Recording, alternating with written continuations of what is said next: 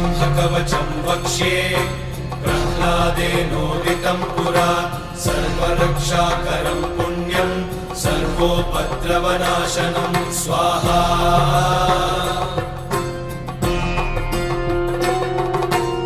सर्वसम्पत्करं चैव स्वर्गमोक्षप्रदायकं ध्यात्वा नृसिंहं देवेशं हेमसिंहासनस्थितं स्वाहा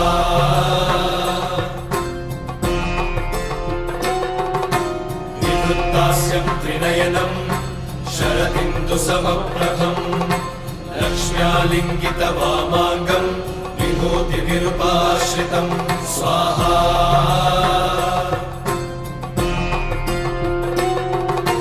चतुर्भुजं कोमलाङ्गं स्वर्णकुण्डलशोभितं श्रिया सुशोभितं